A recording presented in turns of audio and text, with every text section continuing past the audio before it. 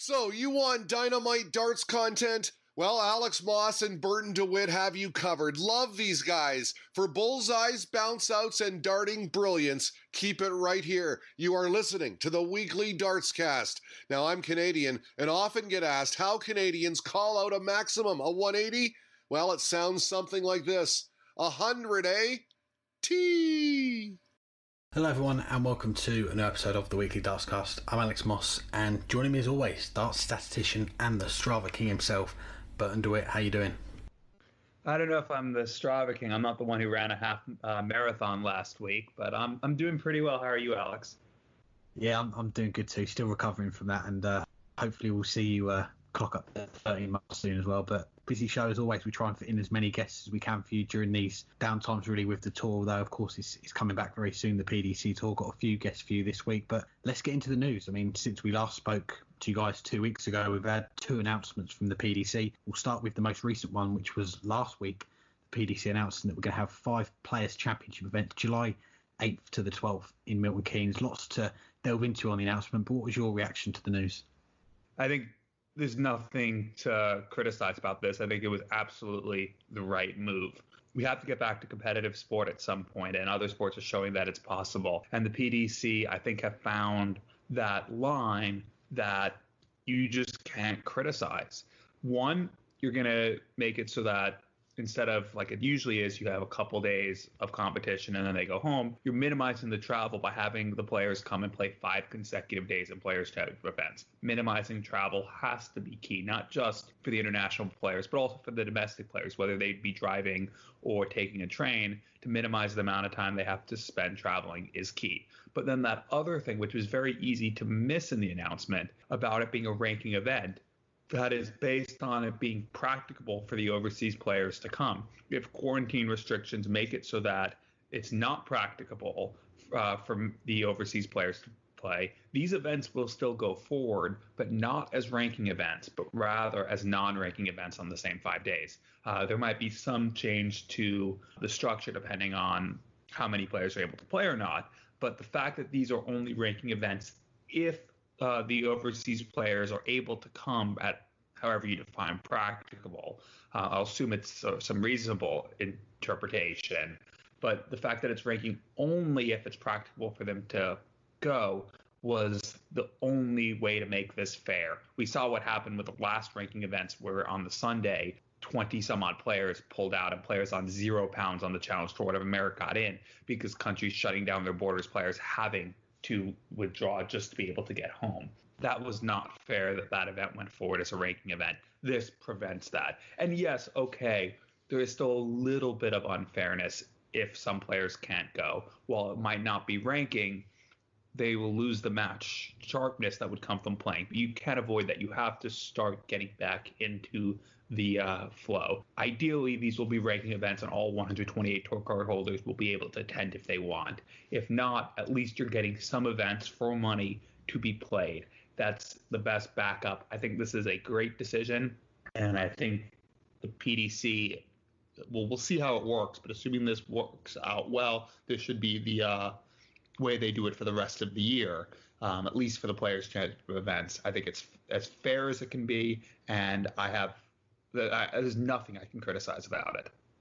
Yeah, I think it's an announcement which has been met with pretty much a lot of positivity so far, and the only real negative really seen from anyone really has been the chairman of the PDPA, Peter Manley, was on the RTL7, their darts podcast, quite recently, I think sometime last week, and he was saying that he felt it was maybe a little bit too soon to come back with events. He felt it should have been end of July, early August, but we know that the PDPA, they're in regular contact with the PDC, working together, and the PDPA themselves, they've put out a little statement on social media as well, saying that they're fully supportive of all the players. They're going to get all the information they need, and this is something that the PDC, they've not took a few days or a week to put together. It's been a lot of planning to get to this stage, and we touched on it in our last chat that we had a couple of weeks ago now about the snooker event. This is the same venue that they use for that. They're going to be at the Marshall Arena in Milton Keynes, and from what we understand, the players there, once they get to that venue, that they've got an on-site hotel. They're not going to be allowed to leave the hotel. I believe everyone's going to get tested as well, so it's going to be a secure environment for them to play. And yeah, like you say, having the 5 events instead of the regular 2 that we have on the regular Pro Tour weekends, it does help a lot, and it's going to help the players get back into that rhythm of playing some games. And it's going to be some big opportunities for the players and for the PDC anyway. They've wanted to get the ball rolling again. It's been a few months now since we've seen Players Championship events, back to mid-March. So by the time these events come around in July, it'll be the best part of 4 months. So it's been a long time, but lots of planning behind the scenes. And yeah, the big sticking point at the moment is whether these events, they're going to be ranked or they're going to be non-ranked. And it is all come down to the UK government quarantine policy on the overseas visitors. The poster that's come out, it's got Michael van Gerwen on the front, the world number 1, of course, in the Netherlands. So I think they're confident that they can get him over. And if you can get the majority of the guys that are overseas, we're talking a third of the tour card holders, give or take 40 or so players, then the events are going to go ahead and they're going to be ranked. And yeah, I think a lot of players are going to be keen to get back, get involved, and it's a great opportunity for them to play, get some money as well, and in a safe environment. Now, the other announcement since we last recorded was the PDC have announced that the World Match Play will go ahead on the same dates as scheduled, tentatively in Blackpool with the crowd at the Winter Gardens, but possibly somewhere else if it's not with a crowd. And that could be not just in Blackpool, but a different location if they're not able to have a crowd. Are the PDC, though, do you think, offering false hope to ticket holders that they'll be able to attend the Winter Gardens this summer? Yeah, perhaps you could say that it's a little bit of false hope, when they're going to make this decision, I believe, on the 4th of July, whether they're going to have a crowd or not. So they're giving it a few more weeks. It's going to be 2 weeks before it starts. So they're giving themselves every opportunity, aren't they, the PDC? You can't really fault them for their optimism. They want to give themselves every opportunity there is to get a crowd in there. And when we're talking now in mid-June, still 2 or 3 weeks away, if we're talking now, the chances of having a crowd, it's not great, but things could change in a few weeks' time, and they could be allowed a crowd. Whether it's going to be a full crowd, 100% capacity, that's very, very unlikely. But if they can move into that stage 3 of the 4-stage plan that Barry Hearn talked about on our show, and he's spoken a little bit about since as well, third stage of the plan is to have events with part of the crowd, not the full crowd. That's obviously the stage 4 when we all get back to normal. But if they can get to that stage 3 and have 10%, 20%, 25%, whatever it is, then I think the PDC are going to go for it. And if you're a ticket holder, you've got tickets for Blackpool, I'm going to be sitting there wondering, well, can we just make a decision now? But I'll give the PDC a little bit of credit here that they want to give themselves every opportunity to get the crowd in there. And the big thing is, if they are allowed to have a percentage of the crowd, how are they going to decide it? Is it going to be based on the season ticket holders first and then a draw to decide? I'm not quite sure. But yeah, it's a difficult one for ticket holders. But I think, to quote yourself, Burton, they've just got to hang tight for a few more weeks. Yeah, I'm in full agreement there. It's what we've been saying for the last 3 months when we've had the show is we just don't know yet. And yes, and to some extent, the PDC are probably offering false hope because, as you rightly said, even if there will be a crowd, it's extremely unlikely that it'll be full capacity. It's also extremely unlikely that they'll even be able to do it at half capacity, which means that, yes, for most ticket holders, since the event is sold out, that means they won't be able to get in even if there is a crowd, or likely won't be able to get in even if there is a crowd of some sort. You can't rush a decision right now because we don't know. Things change from day to day. Where I am right now in Texas, we're now at the highest hospitalization rate we've ever been at. That's how quickly things can go from reopening to suddenly the slide back down the coronavirus trail has accelerated. So we really just don't know. Yes, there are places where sporting events are taking place in front of crowds because they have fully eradicated COVID-19. Taiwan, New Zealand, South Korea. But those are the exceptions. I should add South Australia to that list. They were able to get 2,200 in for an Australian football match on Saturday. That was, I think, 4% capacity is what they limited to, even though they've basically eradicated it there. But the thing is, we just don't know yet. We don't know what it's going to be like in a month. So, yes, it is to some extent false hope, but that's really the best the PDC can do unless they're willing to go out and say they're doing it behind closed doors. And I don't think anyone wants to make that announcement until you have to. So, yes, the PDC are offering false hope, but that's the only thing they really can do right now because, as we've been saying for 3 months, we just don't know and we just can't predict what it'll be like next week, let alone next month. Now we move on to our first guest on this week's show, and it is with the voice of German darts, Elmar Paulke. I'm delighted to say I'm joined by the voice of German darts, Elmar Paulke. How are you doing? I'm good, thanks. How are you, Alex? Doing well, thank you. And on Sunday, we saw Nico Kurz successfully retain the German Super League title, beating Dragutin Horvat 10-9 in the final, earning a return to Ali Pali at the end of the year. How exciting a finish was it, though, with Dragutin missing the double 12 for a 1-4-1 in the decider? Yeah, that was a brilliant final. Nico Kurz, he was down 4-8 in the legs and played brilliantly after that. It's the first player in Germany who could defend the title, so it's his second time in Ali Pali next year. Nico is a very interesting player, actually, for Germany. 23 years old, a big talent. His parents were very good in soft tip, and he's very experienced in soft tip as well. So he's interesting. But still, that's what he said after the final. He's not going the professional way. He still wants to do his job, and he still wants to keep it like he's doing it. You know, it's working for him. But yeah, this final was good stuff. The Super League, the quality of the game in the first couple of weekends was not really good. Couple of matches in the average under 70. But at the end, there was a game we all had great fun with, and it was very exciting. Let's just talk a little bit about Nico then, because he made an impressive debut at the World Championship last year, of course, winning the German Super League to qualify. And he's having a look. He's only, I think, 4 or 5 months younger than Max Hopp, both are 23 at the moment. What's the general impression in Germany right now, and who is the best player out of those two right now?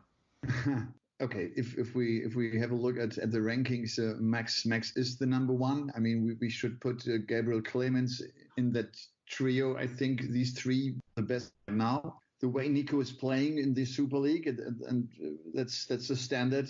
You know, he can beat a couple of players. So last time at Ali Pali, he beat Joe Cullen as well. So one of the top 16 players. He has a great ability. He has a great throw. He's technically very, very fine the way he's throwing the dart, but he's not as experienced as Max Hopp is, for example. And I still, that's always a question in Germany. We don't have so many good players. That's always the question: who is the number one right now? And I always say, okay, let's have a look at the rankings, and Max is the number one for the last 2 years, and so I think he's the best player right now. You mentioned Gabriel Clemens there as well. He's made a big impact in the last few years, hasn't he? He's now into the top 40 on the PDC Order Merit, made his first TV final last year. Do you see him as the next German to maybe crack the top 32? I think so, yeah. Gabriel is really a player who's trying the professional way now for more than a year.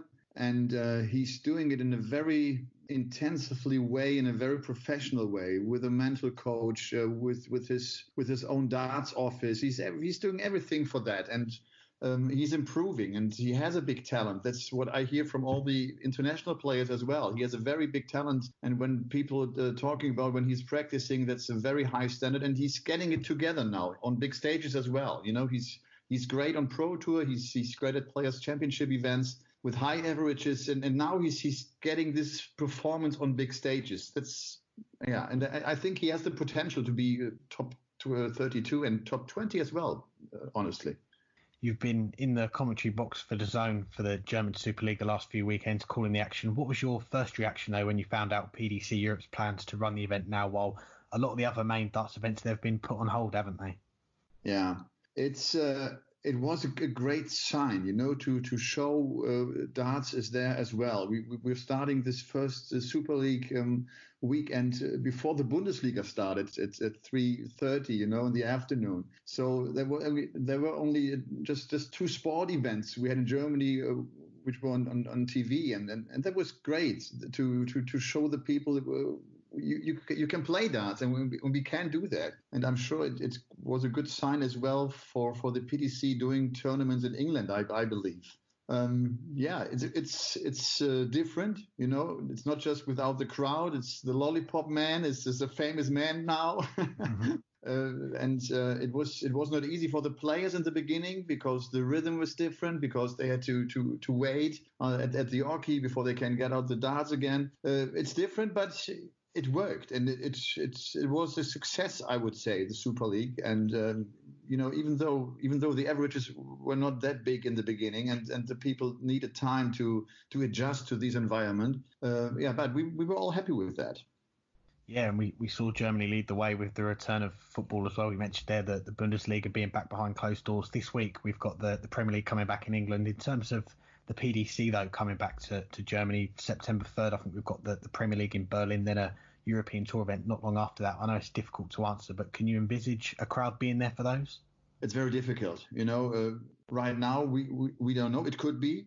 The way it looks now, the people who has the coronavirus are getting less and less. It's just 5,000 people in Germany who have this virus right now. That's a good sign, but still, it's not allowed. We don't know what happened in the next couple of weeks, but we are hoping for that. We are hoping, even though it wouldn't be the big crowd, I'm hoping for that we have events with a couple of people there, which is important. I think the fans in darts, they are at least as important as we do have that in football, and we are missing them there as well. So hopefully we can go that step.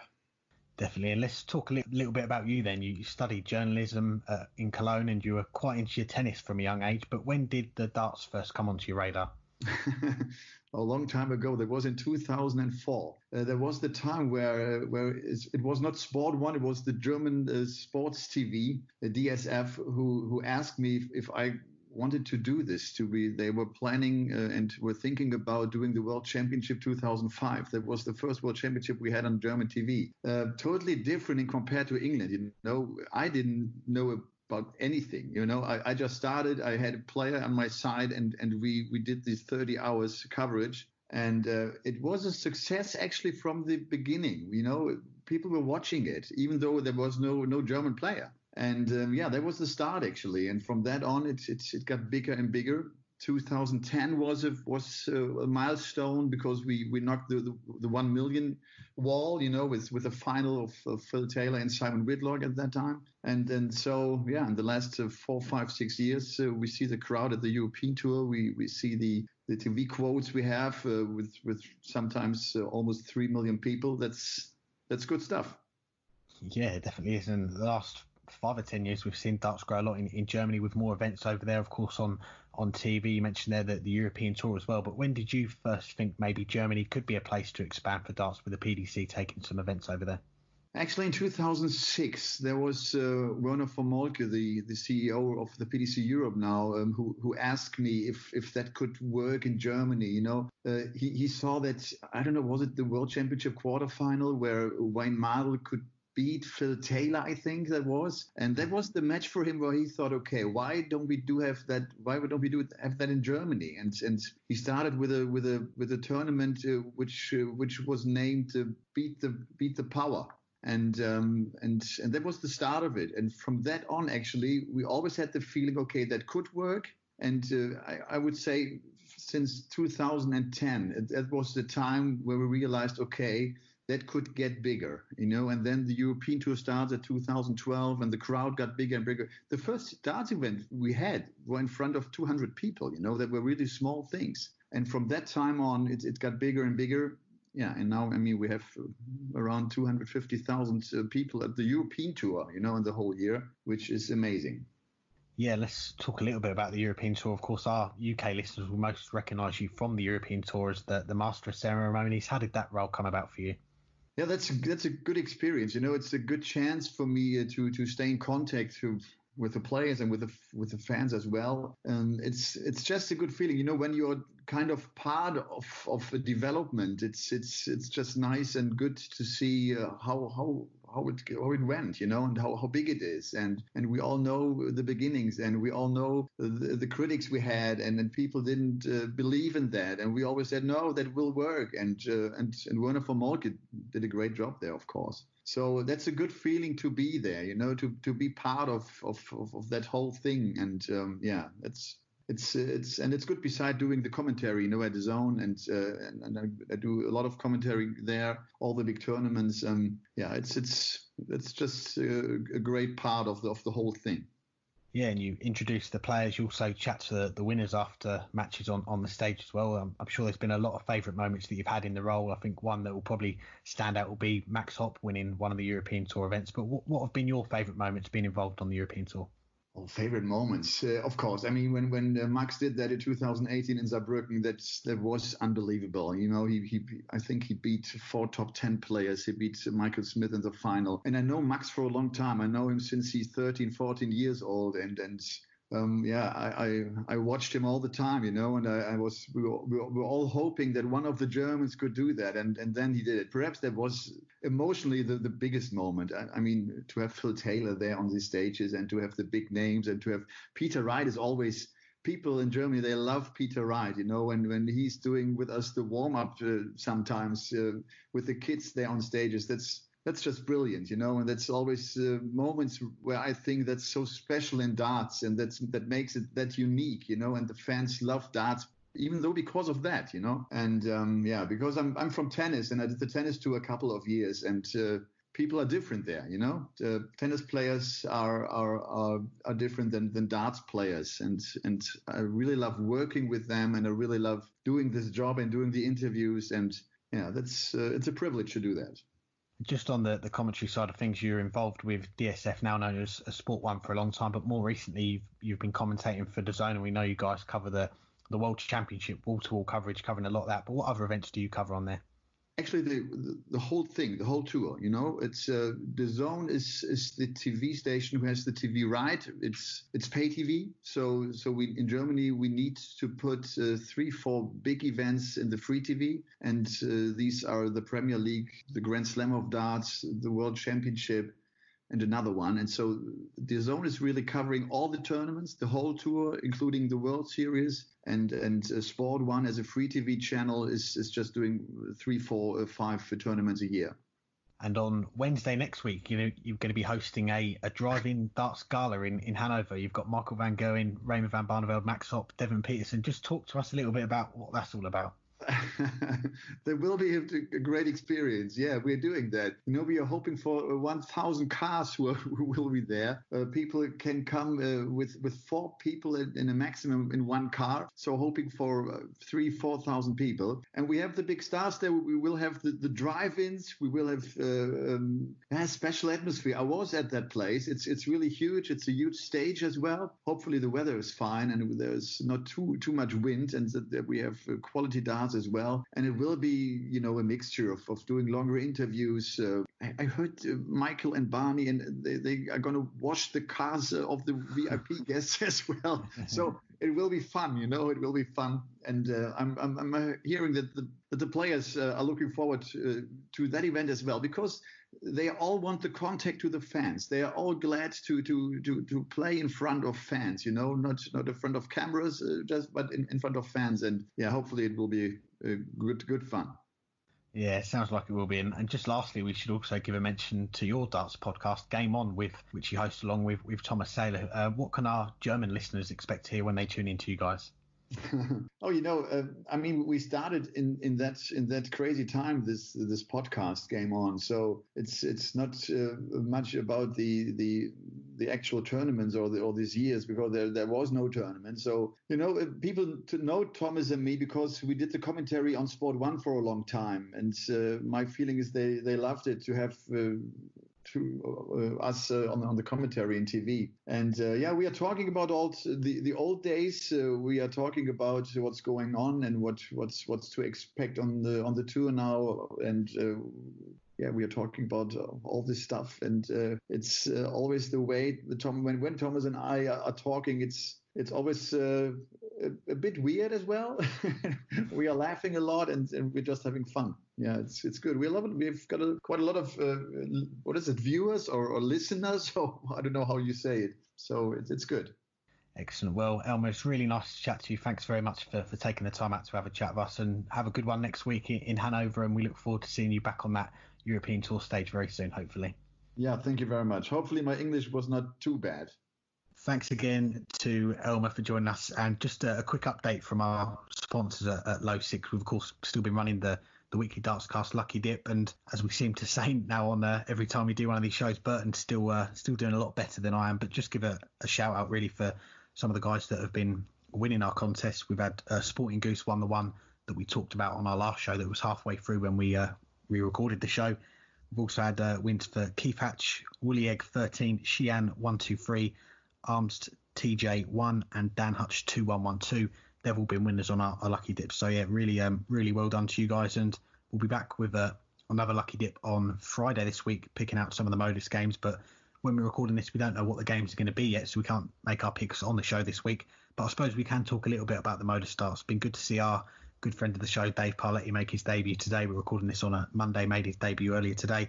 But just wanted to get your thoughts, Burton, on Martin Adams, who's done really well in the Modus stream so far, and today picked up his 4th title in a row. Doing almost as well as I am in picking these matches. Although, ironically, the last one we did, the one match of his that we had was the one he lost, and I predicted him to lose to Diogo Portela. I believe he still won the title that day. Portela taking out 2 170 outshots in that match to come back from 3-1 down to win 5-3. So shout out to another friend of the show, Diogo Portela. But yeah, Martin Adams been in very good form recently. Was obviously struggling at the start of all the online darts things, many matches in the 60s and 70s. But now that it seems like he's got it to the flow of it, he's shown the class he's had even in his 60s. 3-time world champion, 4-time Modus Darts Night winner in a row now. Playing maybe not as, I can't say as well as he's ever had, but playing pretty darn well, especially for a player well past his prime. And if you guys want to get involved, go against us on Friday with the picks as well. You can see our picks and go up against us and the listeners as well. Don't forget to use the promo code DartsCast for a free £3 bet if you haven't had a go on that yet. It's 18 plus, UK residents only. New customers limit 1 per person. T&Cs apply. Please gamble responsibly. And for more on that, go to begambleaware.org. Now we'll move on to our second guest of the week, and it's with Gordon Mathers. I'm pleased to say I'm joined by the first international qualifier for this year's PDC World Championship, Gordon Mathers. Thanks for the time, Gordon. How you doing? Yeah, very well, mate. And how's yourself? Doing well, thank you. And first of all, how are things over in Australia right now? It seems like you guys really got to grips with controlling the spread of the virus. Are things getting back to normal over there now? Mate, slowly but surely, I think we're ahead of the rest of the world in regards to that. So it's been not too bad. Still got a few of the borders are still shut up, but all in all, it hadn't been too bad. Good to hear. And early this month, your place at the PDC World Championship at the end of the year was confirmed, finishing top of the DPA Pro Tour rankings as the season was cut short. How did you find out the news? I found out through my management team with Ian Dargan with Team Rebel. He gave me the news sort of early on, and then obviously Rob Denny from the Dart Players Australia relayed the news after that when it was confirmed by the hierarchy in the DPA. So yeah, over the moon, obviously. I think there were 4 more weekends planned on the circuit, but they were all obviously cancelled because of the pandemic. What was your reaction when you found out that the rest of the season was going to be cancelled? To be honest, I would have backed myself to sort of still win the year, but obviously a lot of good players getting around in Australia at the moment with all my team at Team Rebel and then your Robbie King and James Bailey's, Brendan McCausland and the 2 Kiwi lads, Ben, Rob and Hope. But look, I was playing really well at the time when we shut the shop up. So yeah, I was surprised that it came earlier than what I thought. But as well, we need to have that time to sort travel out and stuff as well, with all the travel restrictions still in place. I want to take it back to the start for you in darts, just having a look online. You won the DPA Australian singles and you were winning events on the DPA circuit in 2012. But before then, how long had you been playing darts and how did you discover the sport? I was playing darts from 1995, 1996. My father got me into darts. He was sort of he was the president of my local darts club. And yeah, it was just a family thing, I guess, and it went on from there. Just competitively wise, it didn't sort of start until around about that 2011, 2012, because I was quite happy just playing social darts, to be honest. Yeah, it was around 2011, 2012. We see your name start to appear in a lot more events in Australia. What made you start to pursue the circuit more at that time? Yeah, so I had a Kiwi lad just come into my local club, and he was driving to all the DPA tournaments. Like, he drove to Penrith one weekend, which from my area is about 10-hour drive there and 10 hours back. So he came into my local club, and we had a local tournament coming up on that following weekend. And he said, "Oh, you should come along." And I said, "Oh, okay, yeah." So I went along, and I ended up making I made the semi-finals, and I ended up getting beaten by World Championship qualifier in Sean Reid that weekend. And then, I was hooked. So from then on, I played the whole circuit sort of for the next, obviously now for 8 years. 2013 was a big year for you, making your TV debut in the Sydney Darts Masters, qualifying by finishing second on the DPA Australian Grand Prix Order of Merit. How are you feeling heading into that event? Oh, nervous and excited at the same time to have that opportunity on the big stage. And then especially to draw MVG. It was short and sweet on his behalf, but enjoyed the experience nonetheless. Made all the better with my brother actually qualified as well, Jamie Mathers. So that made it especially good to play with the same stage as my brother. Yeah, you mentioned there that the draw pulled you out alongside Michael van Gerwen, the world number one, and he throws in a 106 average against you. What are you thinking when you're up there on the stage, your first game on TV, and he's doing that against you?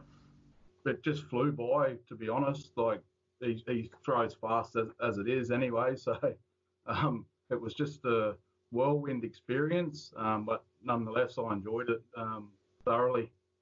And another milestone for you, coming in 2017, you finished top of the DPA Pro Tour table to qualify for the World Championship for the first time. How excited were you when you found out that you'd done enough and you'd secured a spot at Ali Pali for the first time?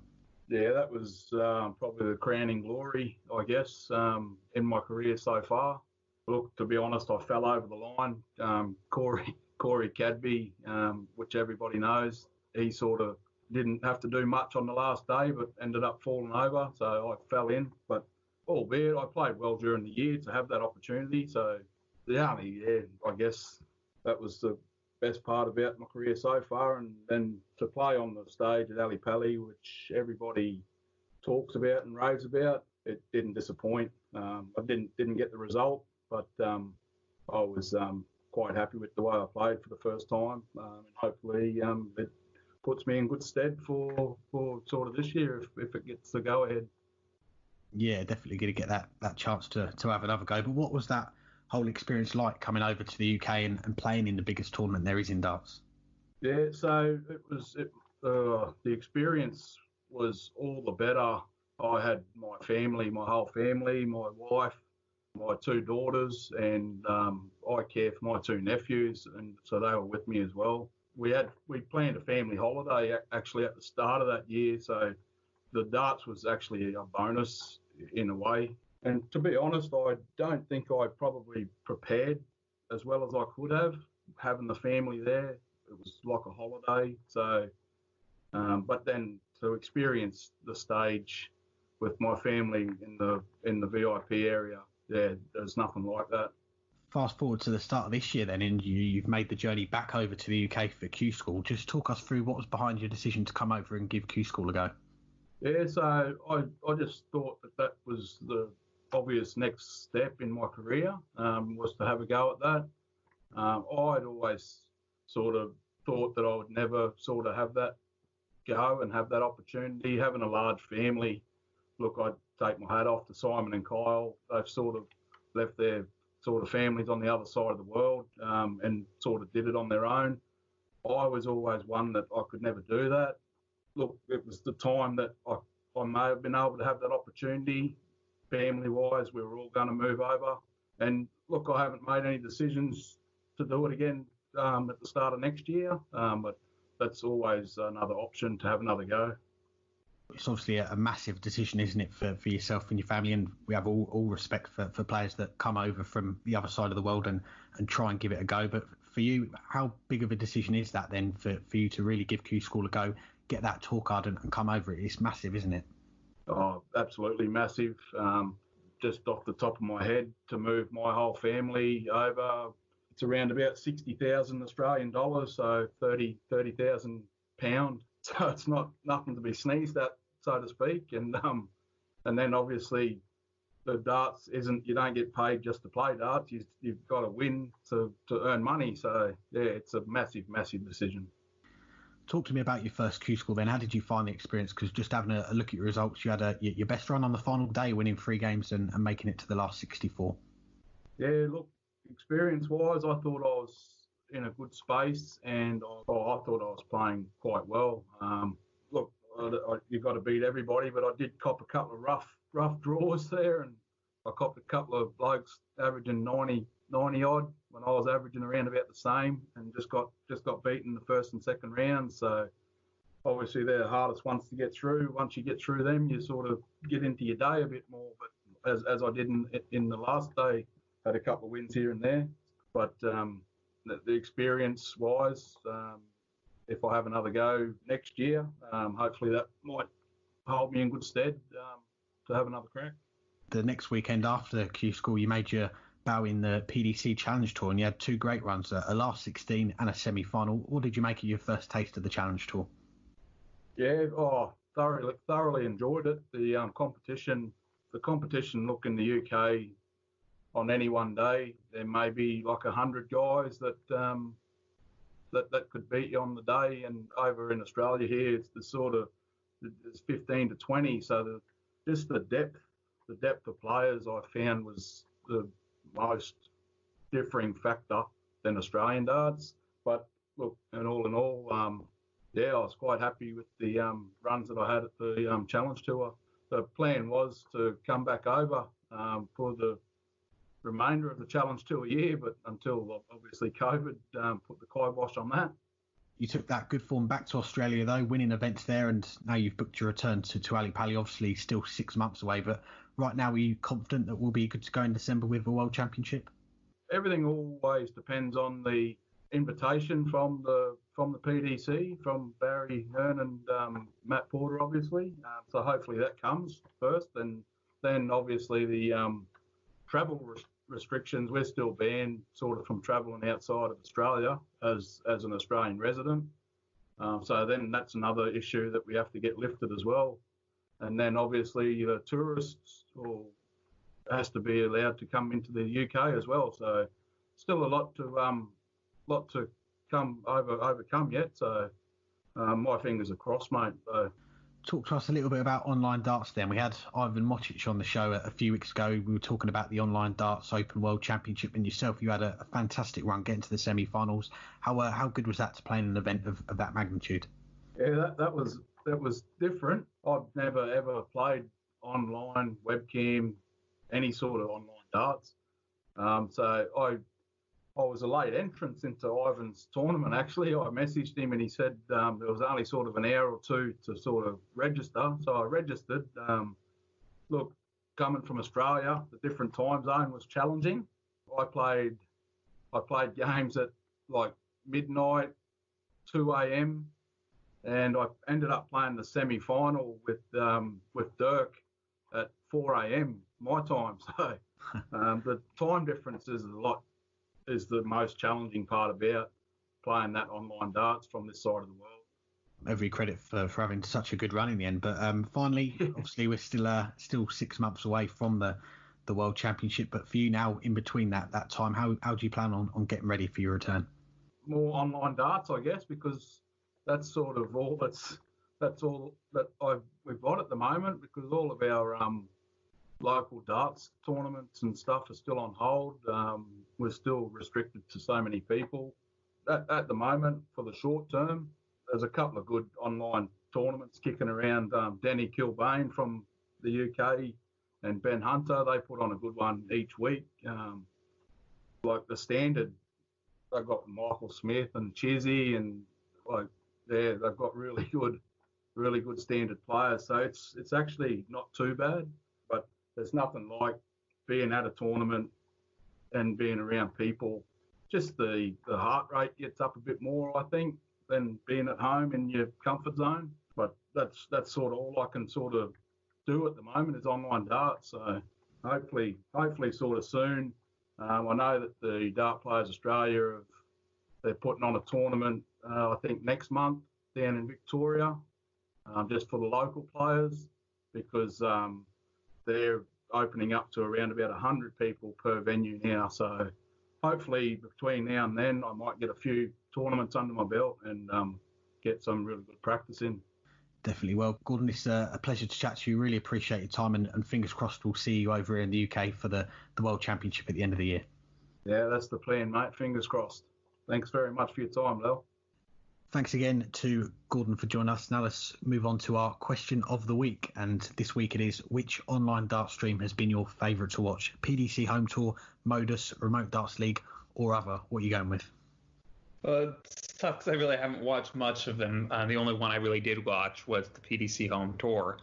I'm a big fan, though, of, what they're all doing. So that's more what I'll talk about. The Remote Dart League, obviously giving... Well, we have to start non-tour card holders because the tour card holders wouldn't be allowed to play. But players, both male and female, who you might not know as much about, as well as some former PDC players, continuous, matches and high-quality matches. I think that's been really good. Modus, of course, is for the Modus players, but it's taking the place of the exhibitions that Modus would normally be running all throughout the year, especially as we get into the summer months and the break in the PDC calendar. They would have been running a lot as well. This is obviously filling in for that and probably will continue to, even as darts continue. It's going to be a long time before exhibitions. And then the PDC Home Tour probably could have done more. Weird saying that when they did it 43 nights in a row, but for most players, that meant only one night of action, which means when the PDC schedule does get back up and going next month, a lot of players might not have played since mid-April and would have only played one day. So maybe the PDC could have done a little bit more, especially for those tour card holders who went out early. But that, I have to say, is my favorite to watch. So it was the only one I did watch. But all of them have filled a different niche and kept us all busy. Yeah, and a lot of our listeners are in agreement with you on our vote so far on Twitter. It's running for the whole week, so do go and check it out and make your vote as well. But at the minute when we're recording, 50% of you going with the PDC Home Tour, 28% with the Modus Live Leagues, 16% with the Remote Darts League, and then 7% going with other.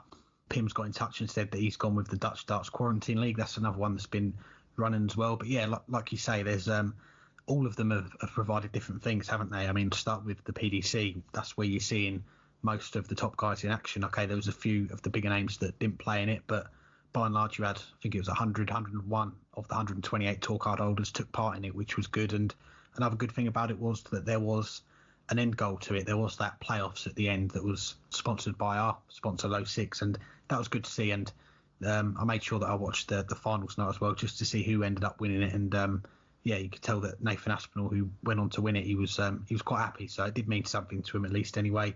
And Remote Darts as well. Another good thing with them is you're seeing different players, and it's building to something as well. You've got the finals night there, the top four qualifying for the finals at the end, and with the Modus as well, they've been leading the way a little bit. You've got to say, I mean, you've got the split screen, what we're accustomed to on TV with the darts. They were the first people to do that. I believe the only people out of those three to do it as well. And the commentary as well. You have the commentary throughout the whole game. Either Chris Mason or Paul Nicholson have been doing the commentary throughout, which has been good. So, yeah, for me, I think they've all offered something. I'll probably go with you. I'll probably go the PDC one. But, yeah, I think there's a few things that the other two could maybe change that might make me switch my opinion. But, yeah, I think overall I'd probably go with you. I'll go with the PDC one as well. No shout-outs for Live Darts Iceland this time around. But anyway, another question. Going back to the PDC, the main tour as we started off the show is on its way back, replacing the darts at home and the home tour. What do you see as for the future of online darts? Do you see a place in the market for these online events to continue even after we're able to go out and about again? I think there's definitely a place, and go back to our last show, we were speaking to Ivan Mocic, who's been doing a hell of a lot of work with the World Online Darts Organisation, setting it up, and the event they've got going on at the moment, the Champions League. I think that runs into October, November time, so that's still going to be going for a few months. And I'll probably see them as being the ones that they're going to probably have the biggest impact, if you like, on online darts when we do carry on, because there's a lot of players that are involved in the events. The World Championship that they had, 1,500 players from all around the world, and I think there will be a place for that. There will be a market for that. People will want to get involved and play against different players from around the world. As far as the Modus one, I mean, it's still going on at the moment. It's the only one. The second remote darts finished early last week. The Modus one is still the only one of the big three, if you like, that's still going on. And for players that aren't on the PDC tour, they're probably hoping that it is going to carry on because, okay, the PDC tour's coming back in a few weeks' time, but we've got no real clue at the moment as regards to the BDO, the WDF, all the other circuits, the PDC Challenge Tour. We're not quite sure when those tours are going to come back. So I could probably see the Modus one still going on for a little while. Beyond that, though, the PDC Home Tour, we spoke about it before, and they spoke about it on the broadcast on the final night.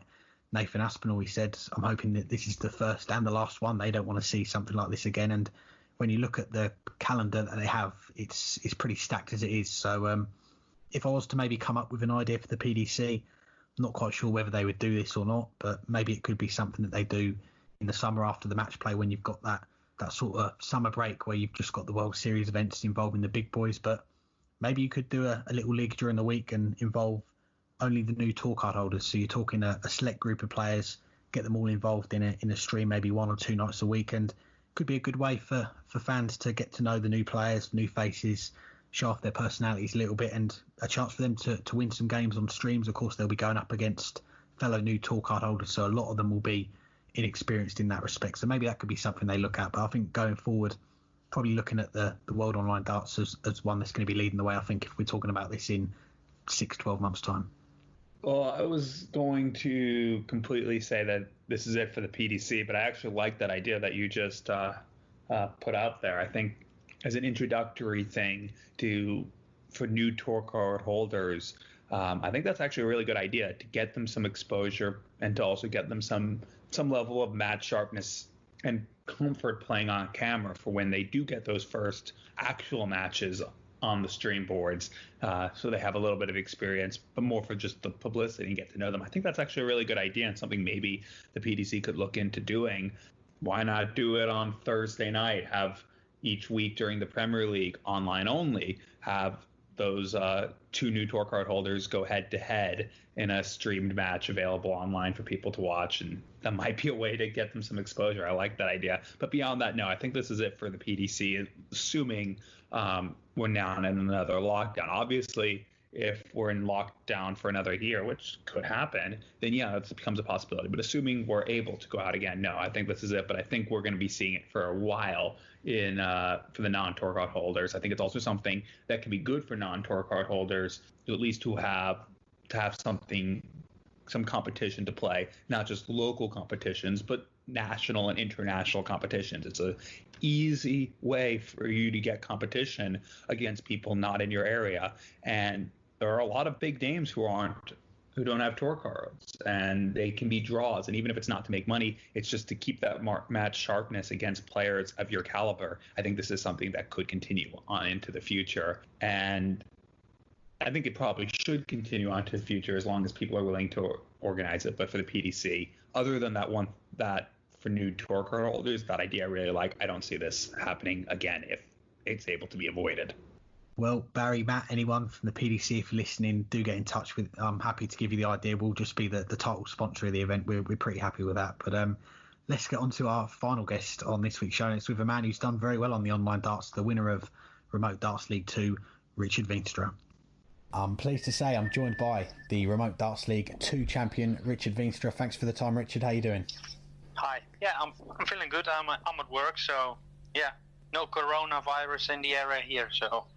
Good to hear. Well, let's start off with the Remote Darts League. On Monday night last week, you came out on top, beating John O'Shea and Paul Hogan to win the second stage in the event. How good was it for you to pick up the win in your first go at it? Oh yeah, to win such a tournament with such a great players, it's nice to do that. And yeah, my finishing was so good, so I was feeling good. Yeah, we were following along on the live stream, and you mentioned there about you finishing a lot of good finishes in your semi-final with John O'Shea. How do you assess your performances overall in the competition? Yeah, it was a new experience for me. I think for everybody, but to do at home, it's a new thing. Best of 10, so it's going to be a draw as well, and I get 3 or 4 draws, and it's nice to play such a good players around the world, and and to be the winner of that. And from winning one of the biggest opens there is the Dutch Open with thousands of people playing in the same building to this online event where you're playing at home, it must have felt a little bit different playing online darts. It's different as well. First, in the beginning, you only see the score of your opponent, and you don't see him, or you don't see anything. You only see the score on the scoreboard, and you heard 3 times the talk when he's throwing the dart. So it's completely different than if you see the Dutch Open where 2,000 people are there to watch you. Let's go back to the beginning for you in darts then. One of your first big successes was winning the Luxembourg Open towards the end of 2014. But how long had you been playing before then, and how did you get into it? That was my first year to try and get to Lakeside. I think I was started at 2013, and to get into the national team was the meaning. And the first year I conceded with to get a national team, and I was thinking then, what more can I do? So I'll get some sponsors, and I'll make the BDO tour then, and to get to Lakeside. And in September I won the Luxembourg Open, my first winning. And the year after I reached the same year I reached Lakeside and beat Scott Mitchell in the quarterfinal, the winner of 2015, and to get to the semis, and lost to Jeff Smith. So it was a great start of my career. Definitely, and just looking back, the late 1990s, that was a big time for darts in the Netherlands, with Raymond van Barneveld winning his first BDO World title at the Lakeside. I think you must have been around late teens around that time. Did he have much of an influence on you getting into darts? No, not really. I was playing football at a great level in Holland, and I'll get some knee injuries twice in a year, so that's why I have to quit football, and I'll play darts for I think a half a year, and just in the local pub, and I was doing well, and everybody said to me, you have to continue with darts because you have so much talent, and that's what I did when I quit playing football. Keeping on the theme then of Dutch darts, you mentioned a big aim for you was to represent your country in 2015, teaming up with Wesley Harms to win the World Cup pairs in Turkey. A year later, you were back home winning the Europe Cup pairs with him, and then you went all the way in the singles yourself. Just talk us through some of the highlights you've had playing for the Netherlands. To play for the Netherlands, that's a great experience for me, and to achieve the top 4, to play such a great tournaments like the Europe Cup and the World Cup. My first World Cup, I was winning the gold medal with Wesley, and the year after Zuidenden was a special week for me. I get 3 golden medals and 1 silver medal in the team game. So that was amazing, and to do that in front of your own crowd, and my wife and kids, that was pretty special. And in between those wins, of course, you touched on it as well. You're making your debut at Lakeside at the start of 2016, making it to the semi-finals on your first appearance. But what was it like turning up to Lakeside and playing in that iconic venue for the first time? For the first time you reach Lakeside, if you enter the room, then you see so much years coming by to see all the great players have played there, and then you're there to get there, and you see all the pictures in the VIP room who play there, and it was a great feeling to get there. And one of your biggest wins so far came last year, the Dutch Open, the biggest open there is in darts. How special was it to win that title, because you'd come close a few times before to going all the way?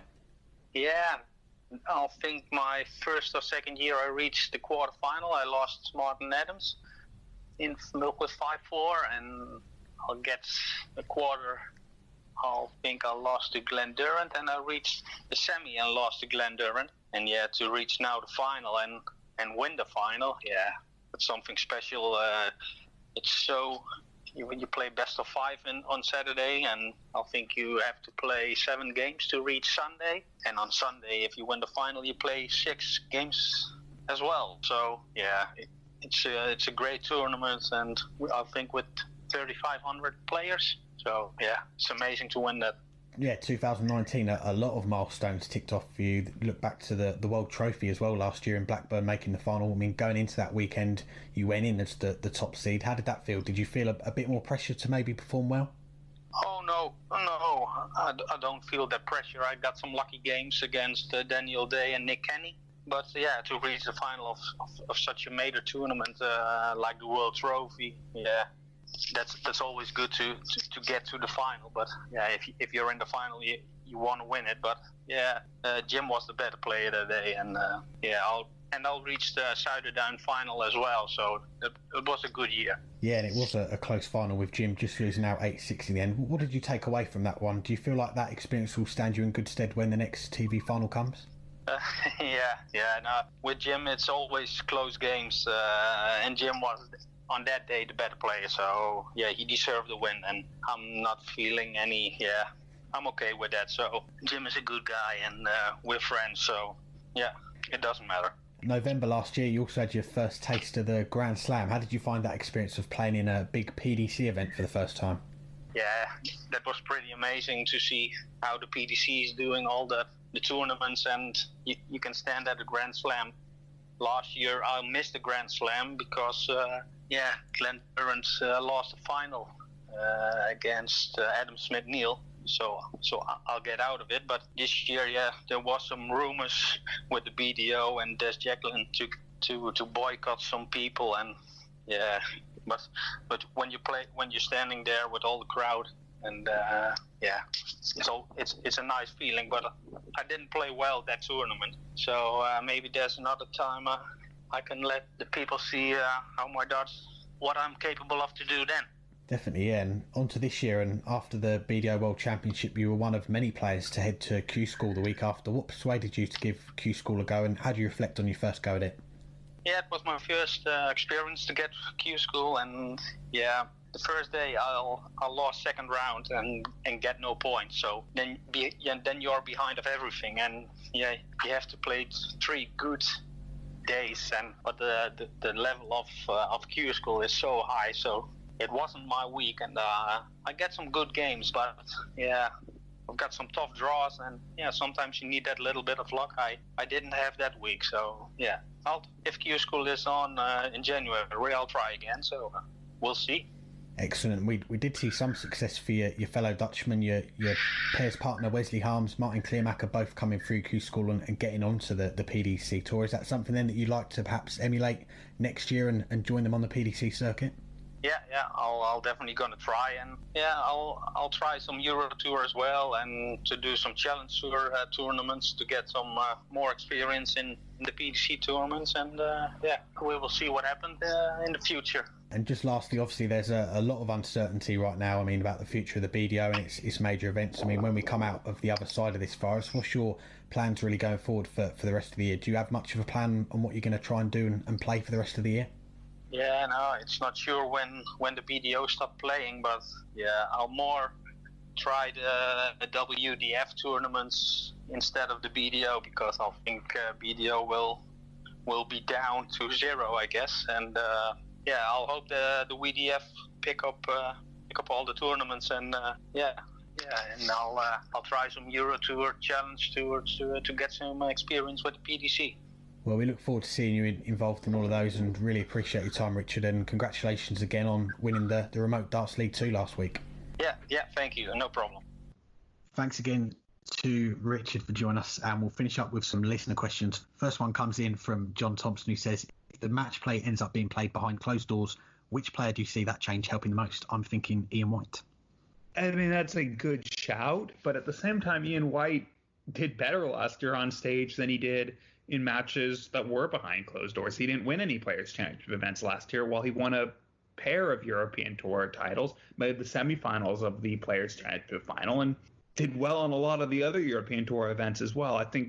I don't think it adds that much to him playing it behind closed doors, if it would add anything. That said, at this point, all the players I think are equally, or almost, I can't say all, but most of them seem equally comfortable playing both in front of a crowd and behind closed doors. Who it might benefit is someone like who might get a bit of stick from the crowd and not necessarily be able to handle it. Someone like Daryl Gurney, who has struggled a bit in the past year or so in big tournaments on TV after winning those pair of titles, but has still been a consistently fairly good player on the floor. I think playing it behind closed doors might just get Gurney that edge back that he needs to get back to being one of the top 4 players in the world. Also, some of the less experienced players, maybe someone like a Joe De Sousa, who's going to be making his debut in the match play, hasn't yet really broken through on TV, but has been just dynamite on the floor. I think playing it behind closed doors could really help him. But I think for most of the players, I don't think it'll really make that much of a difference. So I'm not going to say Ian Wyatt. I'll say of the seeds, Daryl Gurney, of the non-seeds, Jose De Sousa.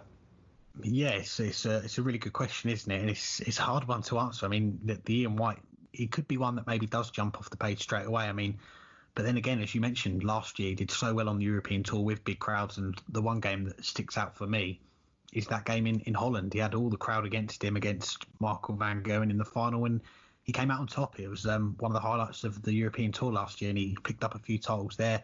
As you mentioned, had a big run to the semi-finals in Minehead, so he's a player that's getting used to performing well on the stage. But on the other side of things, he's one of the best players on the floor, and if it is going to be an environment like that where you've got no crowd, it's going to be completely quiet. He's one of the players that over the last few years has performed so well in that environment, and you've got to think that he'll be at least the odds anyway. His odds would be shortened if it is played behind closed doors. But yeah, you mentioned a few players there, like maybe that don't get on with the crowd. I mean, Going Price, most places that he goes to, okay, it's died down a little bit compared to this time 12 months ago, but sometimes he does have the crowd against him if there's no crowd at all. We've seen how well that he can perform in Players' Championship events. Last year, he picked up a couple of titles in one weekend, so he can perform well on the floor. Christoph Ratajski as well, he's picked up so many titles on the floor, and he's one of those players that, in terms of PDC televised events, still waiting for him to have that big breakthrough. So maybe this could be one where you've got no crowd, and he's used to that scenario as well of playing behind closed doors, Players' Championship style events. It could be him. But another thing to point out as well is if this event is moved, and there's a few rumours going around that if it is moved away and there's no crowd, it will be at the same venue in Milton Keynes. Maybe it could be a good idea to keep an eye out on those 5 Players' Championship events, because they're going to be held the week before the World Match Play. So if players get used to those scenario, that setting, then they could be the ones to watch out for in Blackpool, or the World Match Play in a different venue. The World Match Play in Blackpool and Milton Keynes. Anyway, next question comes from Philip Wolf. It's something we talked about, I think, on our 100th episode special, but that was now a long time ago. Who's the most interesting podcast guest we've had on yet? Yes, and this was, we did a Twitter Q&A. Well, I did a Twitter Q&A on our Twitter a week or so ago now, and this is one of the questions that came in, and hopefully we'll get you involved. I'll give you a bit more notice next time, get you involved on that as well. But yeah, this was one of the questions that came in, and the answer I gave was Justin Pipe. We had him on in one of our World Championship preview episodes the end of last year, and it was a chat that I didn't even do. It was one that you did, and it was so interesting. We've wanted to get him on for a little while, I think, since we started the show, and we've never had the chance, but he was very gracious with his time. And when I was listening back to the interview, he came out with so many things that we'd never heard of, like the thing about the Premier League. He was once told by a PDC official that even if he got into the places where you qualify automatically for the Premier League, they'd never pick him. So some things like that, that catches you a little bit by surprise. So he was very open in that respect. One player who we've had on quite recently this year, Aaron Beanie, was so interesting to hear from as well. Someone that it was probably his first or second ever interview that he's ever done. So he was saying that he didn't really know what he was going to say, didn't know how to do the interviews, but he was just so fascinating to hear from, and he was so surprised that he went all the way and got that tour card at Q School. But you could just tell from hearing him, listening to him on the phone, how excited he was to play on the tour. And yeah, I'll probably go with them too, but there's so many more, and I'm sure you're going to come out with a few that maybe were done a little bit before. And I agree with those ones that you said, and Pipe was one on my list as well, at least with the interviews that I personally asked the questions for. That was one of the 2 or 3 most interesting, and did not expect it to go, I think it was a 16, 17-minute interview, but just the real honesty in his answers and the emotion in his answers made it really interesting just on the phone while I was taking the interview. I didn't realize that it had been 17 minutes by the time we were done. Another one that I did that pops to mind was one of the very first female players we had on, Lorraine Winstanley. I think it was right after she won the World Masters for her first major title. And I think the interview went like 11 or 12 minutes, but then I ended up spending another 15, 20 minutes on the phone afterwards just talking, because she's just such an interesting person and also very free with her time. Those, I think, are the two most favorite interviews that I've done. Ones that you did, I've said it on the 100th episode, said it before, the Darren Johnson one. I was on the phone listening to that one while you asked him the questions. And I normally, like, at least before when I was recording everything, I would send you little notes saying we're 5 minutes in, just so that we could keep it, if possible, to 10 to 12 minutes. I just didn't send any notes because I was just like, this is great. And it was a player that been on the tour for a while, but no one really knew much about. It just made his first final, and it was really one of the first interviews he had done despite being on tour for a while, and it was really just interesting to listen to. A couple others from the following year. On the same week, we had two players who had never done an interview before, and they both messaged us afterwards saying that was my first ever interview. And then same show, Mark Wilson and the other Martin Adkins, as they qualified for European Tour events. And I think the fact that we were able to get two players to do their first interview, you mentioned Aaron Beeney, but to have two on the same show and had no idea that either of them had never done an interview before, I really enjoyed that, and I found that an interesting week, having both those at the same time. Final question then coming in from our listeners this week, and it's one that only you can answer. It comes in from Stephen Mann, who says, with the Pro Tour returning, will Burton come back to Twitter and share his tables? We'll see. We'll see if I'm back on Twitter. Could always do it through the Weekly Dartscast Twitter account if I'm not. But I'd rather keep everyone in suspense, I guess, since, I don't know. We'll see. I'm enjoying my time off Twitter. Social media, especially during coronavirus, is just fairly toxic at times, and I'm enjoying being mostly off it. I'm still seeing some of it on Facebook, but we'll see. That's all I can say. Anything else for this week? Watch this space. I'm sure the announcement if you do return, that will come on this show, so keep listening. But yeah, thanks to our guests for coming on. Really appreciate them for coming on. Thank you guys for listening. Appreciate the support. Great to see so many of you listening. I think I said it on the last show that we did together. The audience seems to be growing. The listeners seem to be growing. It's great to have you new guys on board. Anyone who's listening for a long time, thanks for continuing to listen. And I guess we'll be back in 2 weeks' time. 2 weeks today, we'll be back chatting about darts and looking ahead to the return of the PDC Tour the following week, and we've got a few plans that we're starting to put together for that show, possible guests that we might get on. So yeah, watch this space. We'll be back in a couple of weeks to chat to you guys again. Yes, indeed. And live darts is just around the corner, thankfully. And as Alex said, just keep watching this space. Hang tight while you watch this space, because what else are you going to do? But you won't, as I said a few months ago now, eventually we'll be able to let loose. We're getting much closer to that. Still hang tight. Still be safe. Hang tight, and we'll see you guys soon.